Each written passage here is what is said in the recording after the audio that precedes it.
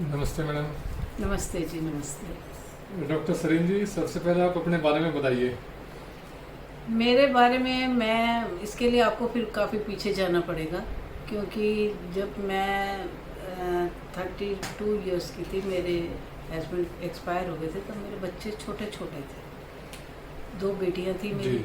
2 बेटियां हैं जो कि अब उनको पढ़ाना लिखाना बड़ा करना मेरी जिम्मेवारी बन गई थी।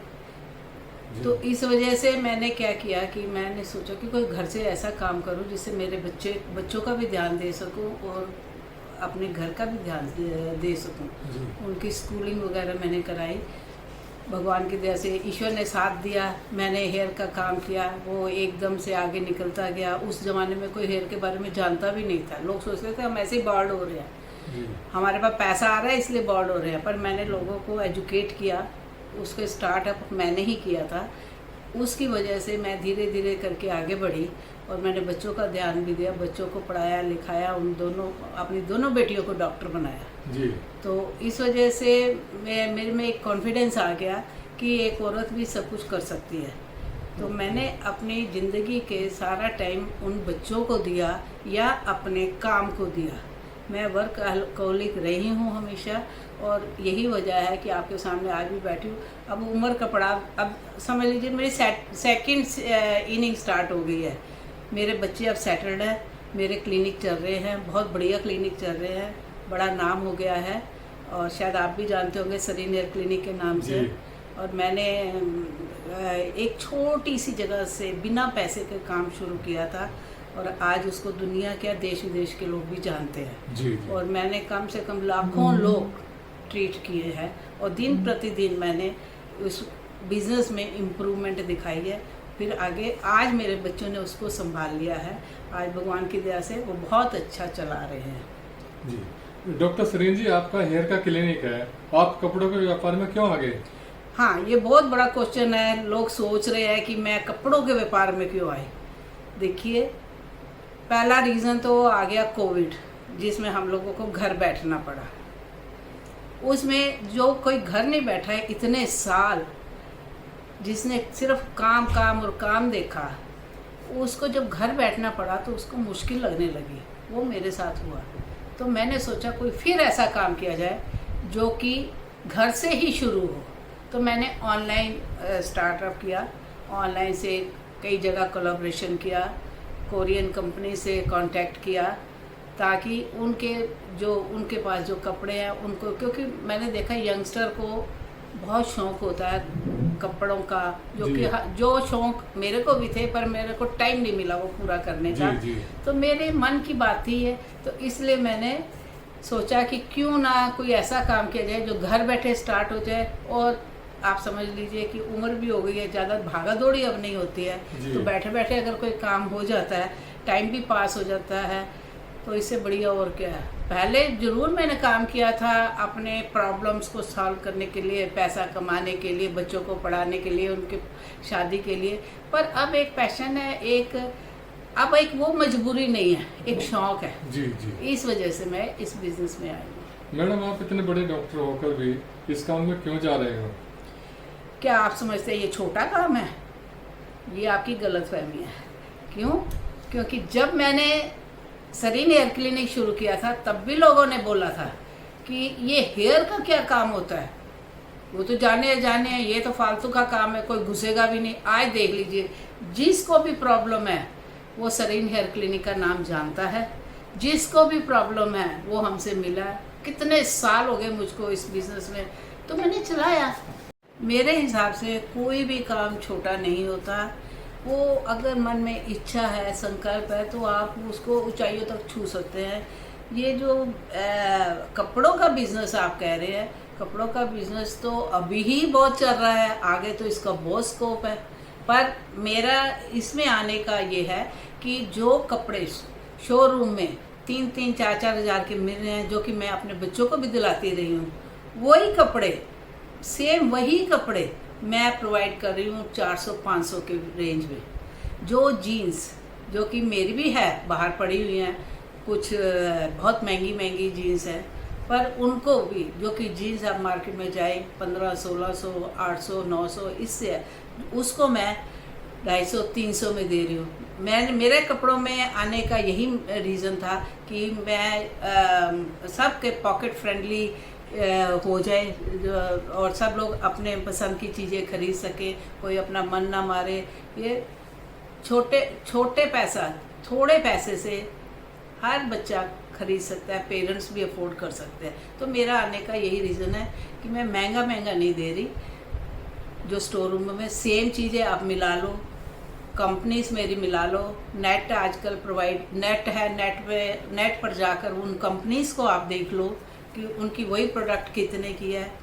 मुझे मालूम है ये बहुत बड़ा कंपटीशन मैं कर रही हूँ, पर मेरी कोशिश यही रहेगी कि इसको नीचे ला सकूँ प्राइस को। हेयर में मैडम आपने लाखों लोगों को ठीक किया है, उनका क्या होगा?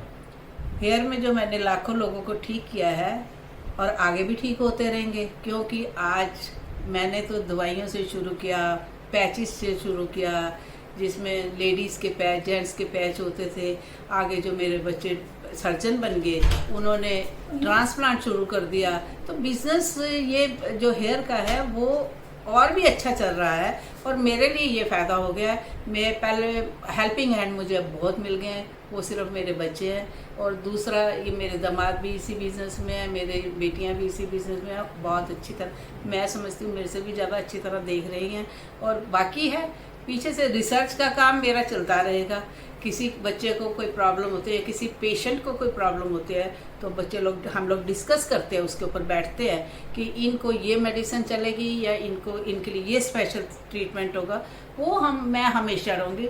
वो मेरा जो बिजनेस नहीं है, वो मेरा बेबी है जिसको मैंने ग्रो किया, तो उसको मैं कैसे छोड़ सकती हूँ? वो तो मैं छोड़ ही नहीं सकती। अभी आपने मैडम कपड़ों का काम शुरू किया है, इसमें कैसा रेस्पॉन्स है? इसमें तो बहुत ही अच्छा रिस्पांस है, यंग्स का तो बहुत ही अच्छा रिस्पांस है। इसमें ऐसा होता है कि हम सिर्फ ऑनलाइन कर रहे हैं अभी। ऑनलाइन में जैसे ही हम लोग व्हाट्सएप हमें करते हैं, डेट पूछते हैं, ऑर्डर देते हैं और साथ में इतनी तारीफ़ करते हैं, कहते हैं बहुत ही रीज़नेबल प्राइस है, वेरी नाइस क्लोथ्स। तो जब ऐसे कमेंट्स मिलते हैं तो एक मोटिवेशन मिलता है, तो हमें और आगे बढ़ने को मिलता है। तो कपड़ों के काम में मैडम आगे चलकर और क्या प्लानिंग है?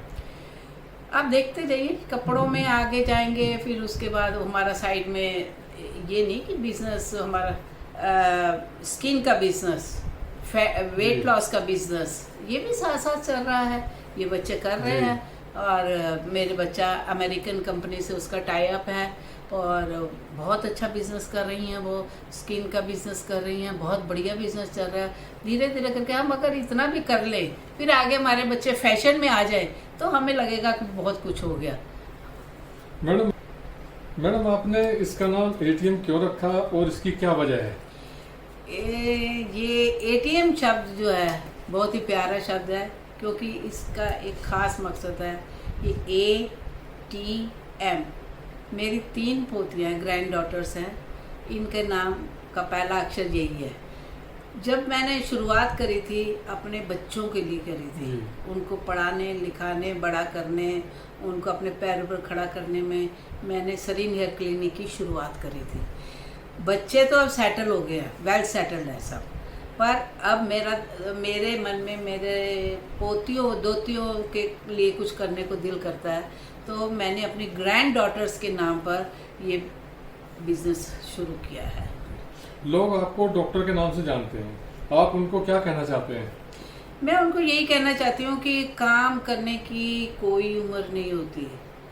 आप किसी भी उम्र में काम कर सकते हैं। आपकी सोच अच्छी होनी चाहिए, संकल्प अच्छा होना चाहिए। ठीक है, मैं भी बैठ सकती थी घर में, भजन कीर्तन पर जा सकती थी, टाइम पास कर सकती थी, जिसको जहाँ शांति मिलती है।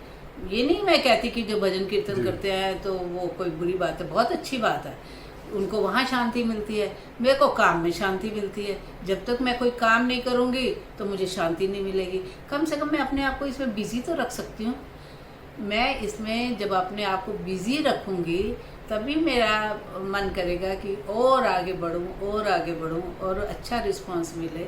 और दूसरा मकसद, जो सबसे बड़ा मकसद है, कि ये जो हमारी प्रोडक्शन है जी, इसको मैं ये नहीं कि खाली मैं हेयर और कपड़ों तक ही सीमित रखूँगी, इसको मैंने आगे कॉस्मेटिक में लेके जाना है, नए नए सीरम्स बनाने हैं, और जो मैं थोड़े बहुत बना भी रही हूँ, पर और आगे भी लेके जाना है, और नए नए प्रोडक्ट्स लानी है, skin friendly product, eco friendly products लानी है।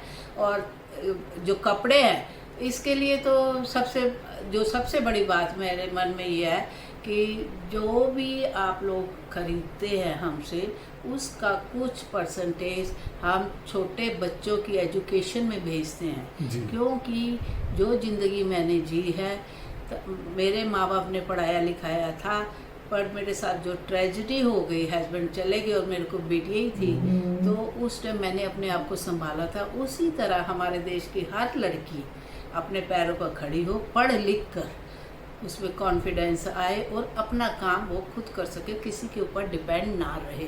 तो इसी वजह से एक सोशल वर्क है। मेरी अपनी एंजल फाउंडेशन भी है। एंजल फाउंडेशन के थ्रू हम लोग एजुकेशन देते हैं। एंजल फाउंडेशन के थ्रू हम डोनेशन करते हैं। एंजल फाउंडेशन में हम लोग कपड़े भी देते हैं। मतलब आप ये समझ लीजिए, आपका चाहे मैं कंट्रीब्यूशन कपड़े लेकर होगा, मेरा कंट्रीब्यूशन इसमें मेरा भी कंट्रीब्यूशन होगा। तो एक समझ लीजिए सोशल वर्क प्लस एक बिजनेस, दोनों ही मान सकती हूँ मैं इसको। और पूछिए, कुछ रह गया हो तो। बहुत बहुत धन्यवाद मैडम। थैंक यू जी, थैंक यू सो मच। नमस्कार।